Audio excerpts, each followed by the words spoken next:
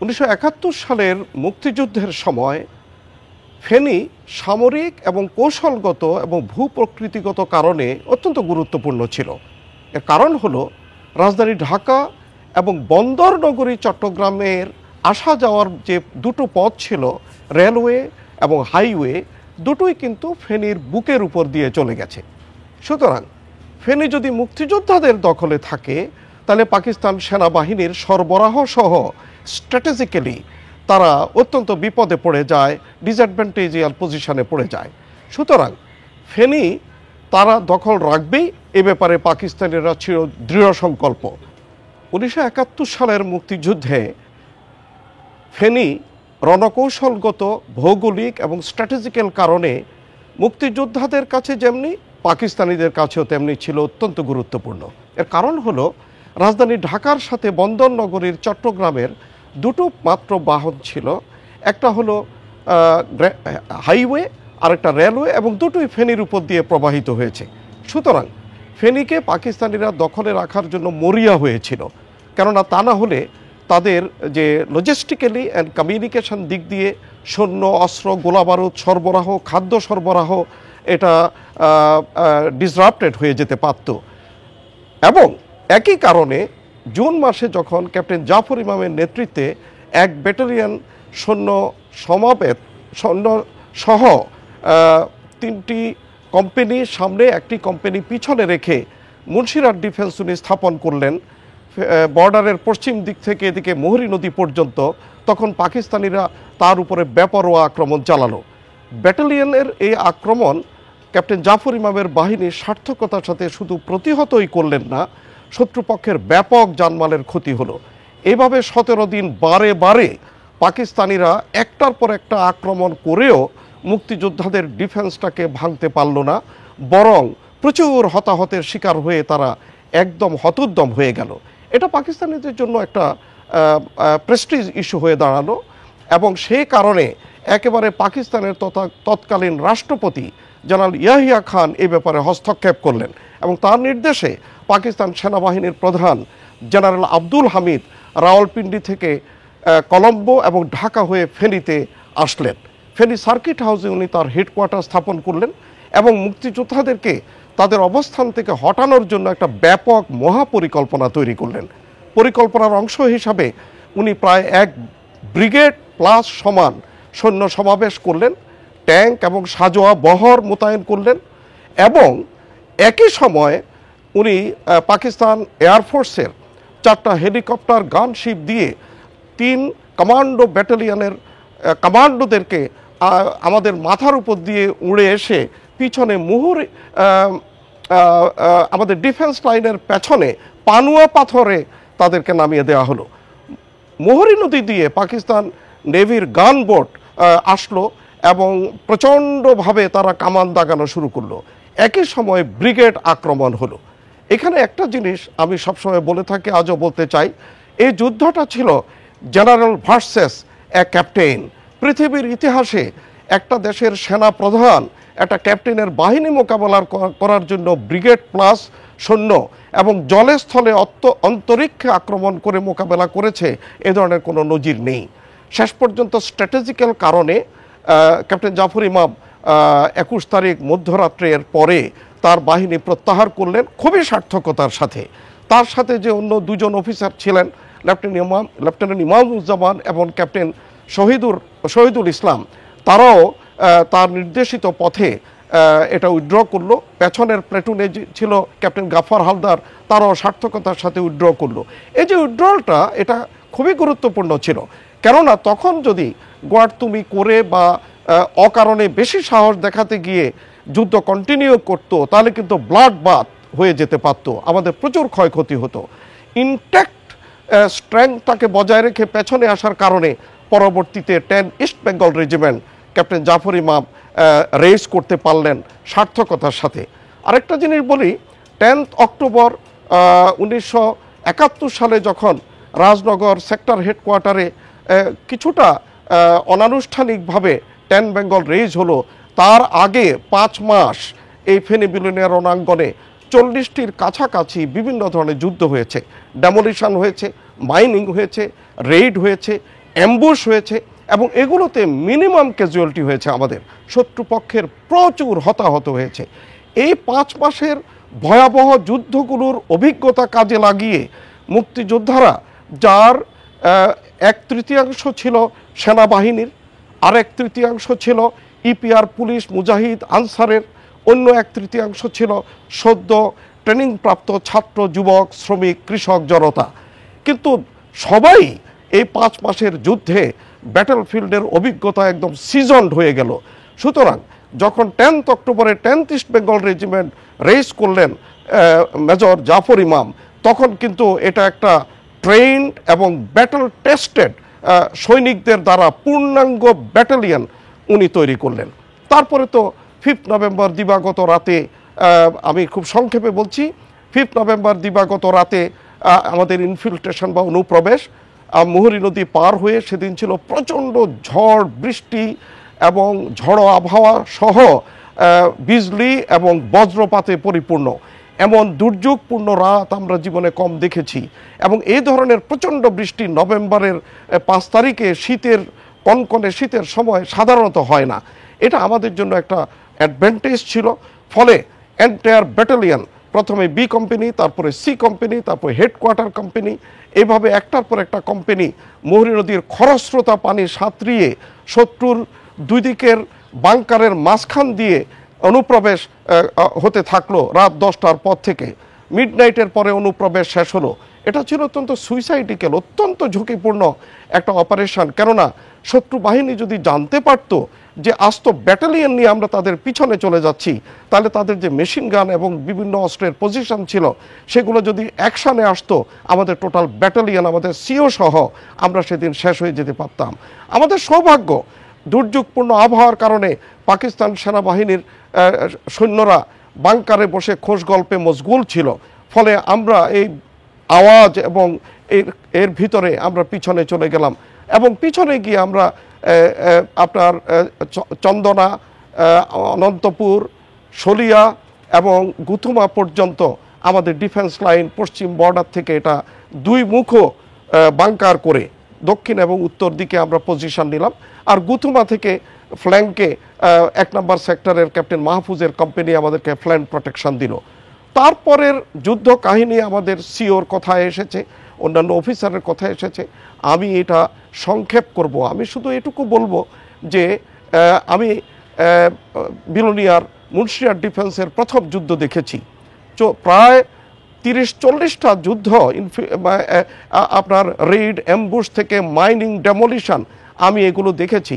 দ্বিতীয় ফেনী বিলোনিয়ার দ্বিতীয় যুদ্ধ দেখেছি, যেটা আমার কাছে আশ্চর্য লেগেছে। আমি প্রথমে বলেছি যে প্রথম যুদ্ধে ক্যাপ্টেন ভার্সেস জেনারেল, সেই থেকে আরম্ভ করে প্রত্যেকটা যুদ্ধের প্রতিটা স্ট্র্যাটেজিক্যাল অপারেশনে আমাদের সিও মেজর জাফর ইমাম অংশগ্রহণ করেছেন।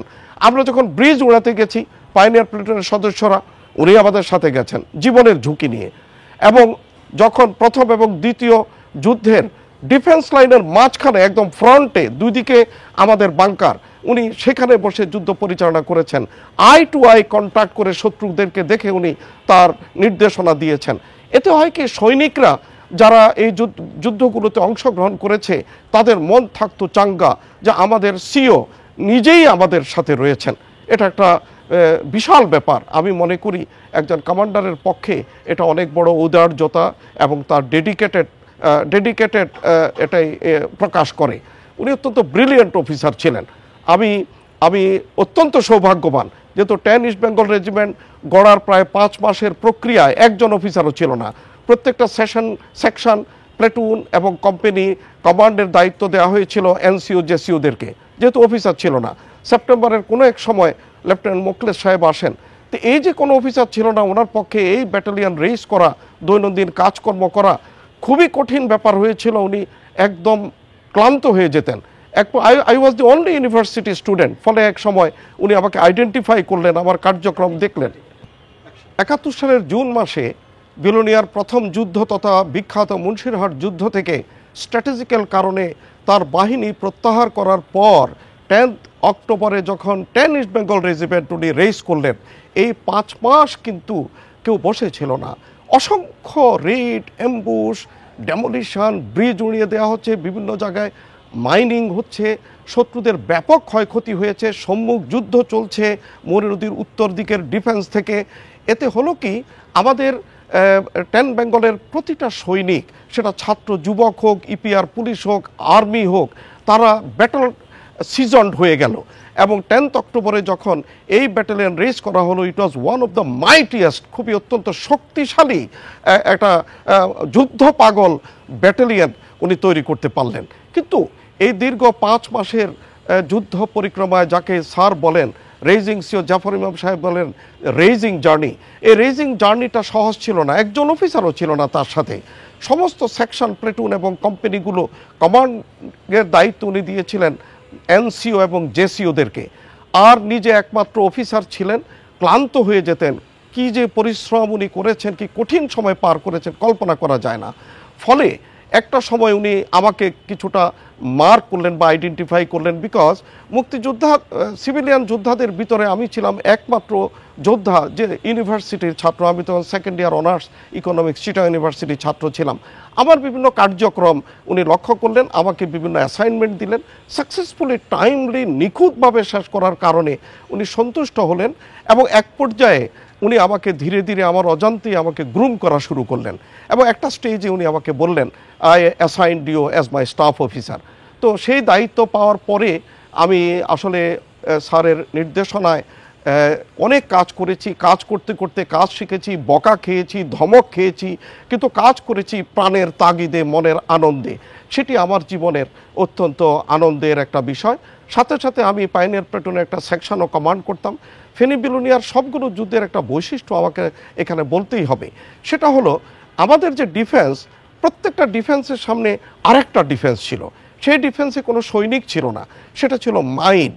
আমরা পাইনিয়ার প্লেটুনের যোদ্ধারা, যারা আমাদের স্যার সিও মেজর জাফর ইমামের নিজের হাতে গড়া, আমরা কিন্তু P2 প্লাস্টিক মাইন, M16 ধ্বংসাত্মক মাইন, এগুলো কিন্তু আমাদের ডিফেন্সের সামনে ব্যাপক এলাকায় আমরা বসাতাম।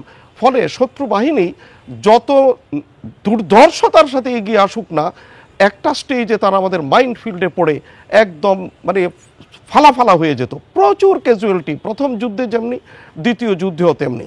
পাইনিয়ার শব্দটার অর্থ অগ্রগামী। তো আমাদের ভূমিকাটা খুব ঝুঁকিপূর্ণ ছিল, কিন্তু আমরা এটা নির্দ্বিধায় করেছি, কেননা জীবনের মায়া আমরা করিনি। এই দেশের জন্য, দেশের স্বাধীনতার জন্য, লাল সবুজের পতাকার জন্য, ভবিষ্যৎ প্রজন্মের জন্য নিজের জীবনটি দেব, সেই নিয়তেই আমরা যুদ্ধে গেছি। তাছাড়া আমরা আমাদের সিওর দ্বারা সবসময় অনুপ্রাণিত হয়েছি। আমরা পাইনিয়ার প্লেটুনের ছেলেরা অসাধ্য সাধন করেছি, এটি খুব কম বলা হয়। আজকে এই সুযোগে এই ব্যাপারটা আমি একটু আজকে বললাম। শেষ পর্যন্ত দেখুন, আবার আমি ফেনী বিলোনিয়ার দ্বিতীয় যুদ্ধে ফিরে যাই। 6, 7, 8, 9 4 দিনের ভয়াবহ যুদ্ধের এক পর্যায়ে যখন পাকিস্তানিরা কিছুতেই টিকে উঠতে পারছে না, উত্তর দিকের শত্রুরা দক্ষিণ দিকে পালিয়ে যাওয়ার জন্য চেষ্টা করছে, দক্ষিণ দিক ফেনীর এবং ফুলগাজীর দিক থেকে রিইনফোর্সমেন্ট এনে আমাদের ডিফেন্স ভেঙে উত্তর দিকের তাদের সৈনিকদেরকে উদ্ধার করার যে চেষ্টা, এটা বিফল হয়ে গেল।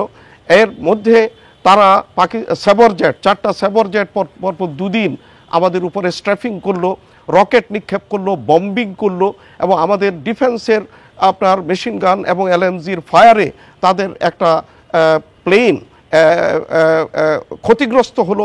প্রচণ্ড ধোঁয়া নির্গত করে টলতে টলতে চলে গেল। পরে আমরা শুনেছি এটা লাকসামের কাছে কোথাও সেটা বিধ্বস্ত হয়েছে। শেষ পর্যন্ত 9 তারিখ রাত্রে আমাদের সিও 23 মাউন্টেন ডিভিশনের GOC মেজর জেনারেল RD হীরার কাছে আর্টিলারি সাপোর্ট চাইলেন, এবং সেদিন রাত্রে 12টা 1 মিনিটের পর থেকে আধা ঘন্টা পর্যন্ত 23 মাউন্টেন ডিভিশনের ডিভিশনাল আর্টিলারি তুমুল বৃষ্টির মতো পাকিস্তানিদের পরশুরাম এবং ফুলগাজী বিলোনিয়া অবস্থানে আপনার আর্টিলারি নিক্ষেপ করলো। তাতে করে তারা আরও বেশি দুর্বল হয়ে গেল। সুতরাং 10 তারিখ ভোরবেলা যখন 10 বেঙ্গল সাঁড়াশি আক্রমণ রচনা করলো, তখন তারা একটা সাদা শার্ট অথবা গেঞ্জি মুনিবাসের আগায় তুলে সারেন্ডারের নিদর্শন দেখালো। সাথে সাথে আমাদের সিও মেজর জাফর ইমাম স্টপ ফায়ারিং ঘোষণা করলেন। ফায়ারিং বন্ধ হয়ে গেল, নিস্তব্ধ। তারপরে দেখা গেল তারা দুহাত উপরে অস্ত্র ফেলে দিয়ে দুহাত উপরে তুলে একটার পর একটা পাকিস্তানের সৈন্য আপনার দাঁড়িয়ে গেল, এবং অর্ডার অনুযায়ী সিঙ্গেল লাইন ফলিং করে ধীরে ধীরে এগিয়ে আসলো। তাদেরকে তখন মানুষ বলা মনে হচ্ছিল না, মনে হচ্ছিল তারা মাটির মূর্তি, শুধু চোখটা পিটপিট করছে লাল, আর পুরা শরীর কাদায় মাখা। নিজের শরীরের দিকে তাকিয়ে দেখলাম আমাদেরও একই অবস্থা। এনিওয়ে, একজন ক্যাপ্টেন এবং সম্ভবত 2 জন লেফটেন্যান্ট এবং এনসিও জেসিও মিলে 72 জন পাকিস্তানি সৈন্য আমাদের কাছে আত্মসমর্পণ করলো এবং পরশুরাম বিলোনিয়া মুক্ত হয়ে গেল। আমাদের সিও জাফর ইমাম পরশুরাম এবং ফুলগাজ বিলোনিয়াতে লাল সবুজ এবং লালের মাঝখানে হলুদ মানচিত্র খচিত বাংলাদেশের আমাদের সে মানচিত্রটা উনি ধীরে ধীরে ধীরে উত্তোলন করলেন, নামিয়ে আনলেন পাকিস্তানের পতাকা। আমরা যারা মুক্তিযোদ্ধা এবং সামান্য কিছু সিভিলিয়ান, আমরা আমাদের ভাঙ্গা গলায় তখন চোখ থেকে অশ্রু নামছে, আর তার মধ্যেই আমরা অলমোস্ট বেসুরো গলায় আমার সোনার বাংলা আমি তোমায় ভালোবাসি সেই আমাদের জাতীয় সঙ্গীতটি প্রাণ ভরে গাইলাম। জীবনের সবচেয়ে স্মরণীয় মুহূর্ত আমার সেটি, যেটি কখনো ভোলা যাবে না। এরপর যখন উত্তর দিকটা শত্রুমুক্ত হয়ে গেল, দক্ষিণ দিকের পাকিস্তানি সৈন্যরা তখন ডিমোরালাইজড হয়ে গেল এবং তারা হতোদ্যম হয়ে তারা ফেনীর দিকে পালাতে থাকলো এবং আমরা তাদেরকে ধাওয়া করলাম। করতে করতে করতে করতে ফুলগাজী মুন্সিরহাট হয়ে তারা পাঠাননগরে গিয়ে দেখা গেল তাদের আরেকটা ডিফেন্স লাইন তৈরি করা আছে। সেখানে টুকটাক যুদ্ধ হয়েছে, আমাদেরও কিছু ক্যাজুয়ালিটি হয়েছে, তাদেরও কিছু ক্যাজুয়ালিটি হয়েছে। আজকে যে ঢাকা চট্টগ্রাম হাইওয়ে ফেনী বাইপাসটা ছিল না, তখন কিন্তু ঢাকা চট্টগ্রাম হাইওয়ে ফেনী থেকে পাঠাননগর হয়ে ছাগলনাইয়া হয়ে মিরেশ্বরাই হয়ে তারপরে চট্টগ্রাম গিয়েছিল। তা আমরা পাঠাননগরে যখন ডিফেন্স নিলাম তখন তাদের গাড়ি ঘোড়া চলছে, সেখানে আমরা হ্যারাসিং ফায়ার করেছি, উভয় পক্ষে বিভিন্ন সময় যুদ্ধ হয়েছে।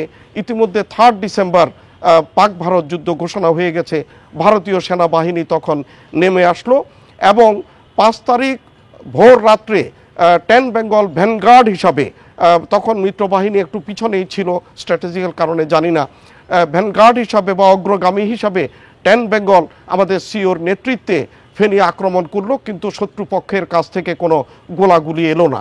আমরা যতই ফায়ার করি সামনে এগিয়ে যাই, আমরা কাউন্টার আক্রমণের শিকার হচ্ছি না। কেন হচ্ছি না আমরা তখন চিন্তিত ছিলাম।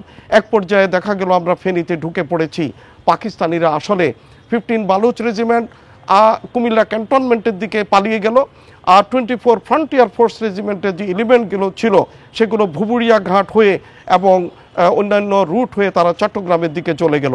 তখন ভোর শোবে সাদেক ফেনীর বীর জনতা জয় বাংলা গগন বিদারী স্লোগান দিয়ে বিভিন্ন ঘর থেকে বেরিয়ে আসলো, মিষ্টির দোকান খুলে দিল মিষ্টির দোকানদাররা, জনতা সেখান থেকে মিষ্টি এনে জিলাপি রসগোল্লা নিমকি খাজা গজার নামও মনে নাই আমাদের মুখে পুরে দিচ্ছে, আমাদের বুক টসটসে রসে চিটচিটা হয়ে যাচ্ছে, সেই ছিল আনন্দ। এর ভিতরে কত রকমের ফুল এনে ছড়িয়ে দিচ্ছে। ফেনী মুক্ত হলো। ফেনী মুক্ত 6 ডিসেম্বর মানেই হচ্ছে বাংলাদেশের মুক্তিযুদ্ধ একটা সফল পরিণতির দিকে চলে গেল।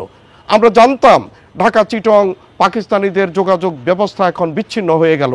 ফেনী আমরা কঠিনভাবে দখল করে রাখলাম। ওদের মিলিটারি সাপ্লাই, ওদের জনবল, ওদের খাদ্যশস্য, অস্ত্রশস্ত্র, গোলাবারুদ এগুলো আর ঢাকা চট্টগ্রামে আনা নেওয়া যাচ্ছে না। ওদের মাজা ভেঙে গেল এবং তার 3 দিন পরে 9 ডিসেম্বর আমরা নোয়াখালী মুক্ত করলাম এবং 10 তারিখে চট্টগ্রামের দিকে 10 বেঙ্গল ভ্যানগার্ড হিসাবে এখানেও, যেহেতু আমরা এলাকা চিনি, মিত্রবাহিনী চিনে না, আমরা এগিয়ে গেলাম। ফেনী থেকে চট্টগ্রাম অভিমুখে এগিয়ে চলেছে দুর্ধর্ষ 10। সে কি তখন অলমোস্ট বিজয়ের আনন্দ, কারণ এখন চট্টগ্রাম ফল করা সময়ের ব্যাপার। হাইওয়ে ধরে এগিয়ে চলেছি আমরা ডবল মার্চ করে, আমাদের তো অত ট্রান্সপোর্ট ছিল না। এবং যখন ফৌজদারহাট ক্রস করা হলো, একটা স্টেজে চার্লি কোম্পানিকে লেফটেন্যান্ট দিদারের নেতৃত্বে সেখানে রেখে মেজর জাফর ইমাম তার টোটাল বাহিনী নিয়ে পূর্বের পাহাড়ে ঢুকে গেলেন এবং চট্টগ্রাম বিশ্ববিদ্যালয় হয়ে চট্টগ্রাম ক্যান্টনমেন্টের পূর্ব দিকে গিয়ে অবস্থান নিলেন। 10 বেঙ্গল যখন ঢাকা চিটং হাইওয়ে ধরে চট্টগ্রাম অভিমুখে মার্চ করে এগিয়ে যাচ্ছে, তখন একটা স্টেজে গিয়ে হাইওয়ের একটা পয়েন্টে চার্লি কোম্পানিকে লেফটেন্যান্ট দিদারের নেতৃত্বে রেখে মেজর জাফর ইমাম তার অন্য বাহিনীর বাকি সব সৈনিকদেরকে নিয়ে পূর্ব দিকের পাহাড় হয়ে দুর্গম পাহাড়ি অঞ্চল ক্রস করে চট্টগ্রাম বিশ্ববিদ্যালয়ের হয়ে ক্যান্টনমেন্টের পূর্ব দিক দিয়ে অবস্থান নিলেন সেখানে পরবর্তী আক্রমণ রচনা করার জন্য। আর চার্লি কোম্পানি মিত্র বাহিনী সহ অ্যাজ ভ্যানগার্ড এগিয়ে গেল চট্টগ্রাম অভিমুখে। সেখানে প্রচণ্ড যুদ্ধের পর পাকিস্তানি সেনারা পিছনে হটে গেল এবং একটা স্টেজে চট্টগ্রাম শহরে 10 বেঙ্গলের সবগুলো ইউনিটের পুনর্মিলন হলো। 16 তারিখে পাকিস্তানিরা বেশিরভাগ আমাদের কাছে সারেন্ডার করে ফেলল, মিত্র এবং মুক্তি বাহিনীর যৌথ কমান্ডের কাছে। কিন্তু তখনও ব্রিগেডিয়ার মালেক এবং কিছু পাকিস্তানি এলিমেন্ট সারেন্ডার করেনি, তারা করলো 17 তারিখ সকালবেলা আনুষ্ঠানিকভাবে। সুতরাং এই 16 এবং 17 তারিখের পরে চট্টগ্রাম পরিপূর্ণভাবে মুক্ত হলো। পাইনিয়ার প্লেটুনকে স্যার দায়িত্ব দিলেন পাহাড়তলি ঝাউতলা এলাকায় শান্তি শৃঙ্খলা রক্ষা করার জন্য, কেননা সেখানে বিহারিরা বাস করে। দেখুন, আমাদেরকে মুক্তি বাহিনীকে কত রকমভাবে চিহ্নিত করা হয়। ভারতীয়রা পাকিস্তানিদেরকে বলতো সারেন্ডার করো, নাহলে তোমরা কিন্তু মুক্তি বাহিনীর হাতে পড়বা, তারা তোমাদেরকে একদম ফালা ফালা করে কেটে ফেলবে, স্লটার করে ফেলবে। যখন 72 জন সৈন্য পরশুরাম বিলোনিয়াতে আমাদের কাছে সারেন্ডার করে, কারো গায়ে তো আমরা হাত তুলিনি। জেনেভা কনভেনশন অনুযায়ী আমাদের সিওর নির্দেশে প্রত্যেকটা পাকিস্তানি আহত এবং যারা সারেন্ডার করেছে তাদেরকে ভারতীয় সেনাবাহিনীর কাছে হস্তান্তর করা হয়েছিল, কেননা আমাদের তো সে লজিস্টিক্স ছিল না তাদেরকে খাদ্য দেওয়া, বস্ত্র দেওয়া, প্রোটেকশন দেওয়া, সেবা শুশ্রূষা দেওয়া। 16 তারিখে চট্টগ্রাম এবং ভাটিয়ারি সহ ফৌজদারহাটের বিভিন্ন এলাকায় যখন পাকিস্তানিরা আমাদের কাছে সারেন্ডার করে যৌথ বাহিনীর কাছে, তখনও কিন্তু চট্টগ্রাম এলাকার যে ব্রিগেড কমান্ডার পাকিস্তানিদের, তার যে ব্রিগেডিয়ার মালেক এবং তার কিছু অফিসার এবং সৈনিক তখনও সারেন্ডার করেনি। তখনও তাদের একটা আশা ছিল হয়তো 7ম নৌবহর আসবে, তাদেরকে উদ্ধার করবে, কিংবা তাদের ভয় ছিল যে মুক্তি বাহিনীর দ্বারা তারা হয়তো গণহারে মারা যেতে পারে। তা হয়নি। যারা সারেন্ডার করেছিল তাদেরকে প্রোটেকশন দেওয়া হয়েছিল। কোনো মুক্তি বাহিনীর এলিমেন্ট 10 বেঙ্গল 4 বেঙ্গল যা ছিল, কোনো একটা পাকিস্তানের সৈন্যের গায়ে হাত তোলেনি। আমরা আন্তর্জাতিক আইন, জেনেভা কনভেনশন আমরা মেনে চলেছি, আমরা সবর ধরেছি। তারা এত অত্যাচার করেছে, তো গণহত্যা করেছে, তো নির্মমতা করেছে, আমরা তার প্রতিশোধ নেইনি। তারপরেও ব্রিগেডিয়ার মালিক 16 তারিখে আত্মসমর্পণ করেনি। অনেক নেগোসিয়েশনের পরে 17 তারিখ সকালবেলা ব্রিগেড কমান্ডার ব্রিগেডিয়ার মালিক এবং তার কিছু অফিসার এবং rest of the Pakistani elements surrender করলো। সাথে সাথে চট্টগ্রাম বিজয় সম্পূর্ণ হলো। তার আগের দিন 16 তারিখে তো ঢাকা এবং অন্যান্য অঞ্চল মুক্ত হয়ে গেল, আমরা স্বাধীনতা পেলাম।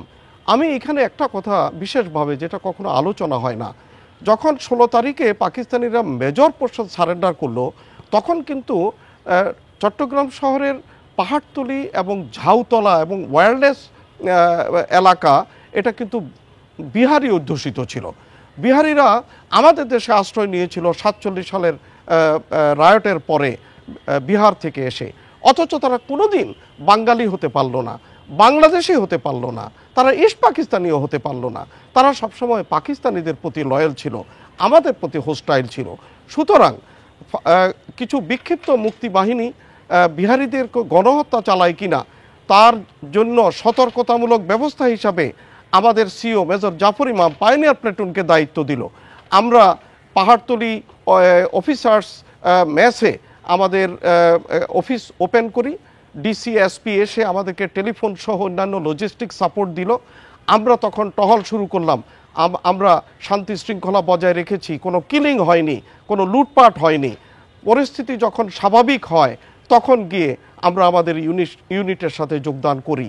আর আমি যেহেতু সেনাবাহিনীতে কোনো কেরিয়ার গড়ার জন্য যাইনি, বেতন ভাতা ইউনিফর্ম স্টারের জন্য যাইনি, আমি গেছিলাম স্বাধীনতা, স্বদেশের স্বাধীনতার জন্য নিজের জীবন দিতে।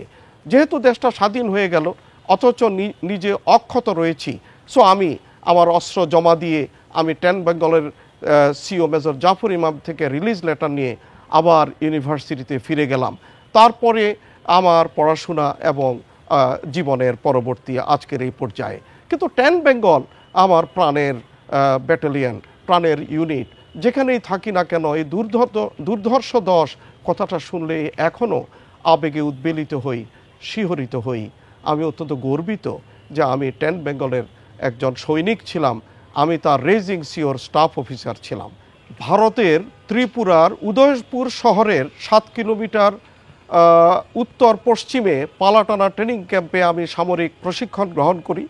আমাকে এক পর্যায়ে আমাদের সিও সেখানে পাঠিয়ে দিয়েছিলেন একটা শর্ট মিলিটারি ট্রেনিং নেওয়ার জন্য। তার কমান্ড্যান্ট ছিলেন ক্যাপ্টেন সুজাত আলী, কুমিল্লার দেবিদ্বারের নির্বাচিত এমপি।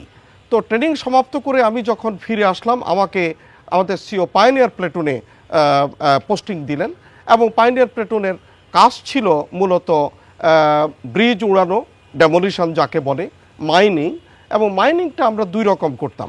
একটা হলো নর্মাল সময়ে শত্রুর চলাচলের রাস্তায় আমরা অ্যান্টি ট্যাঙ্ক এবং অ্যান্টি পার্সোনাল মাইন বসাতাম, ফলে শত্রুর ট্রাক, জিপ বা অন্যান্য যানবাহন যখন আসতো এটা উড়ে যেত। অনেকগুলো ঘটনা গাইনবাড়ি সহ বিভিন্ন জায়গায় এরকম তাদের অনেক গাড়ি উড়ে গেছে, অনেকে তারা হতাহত হয়েছে।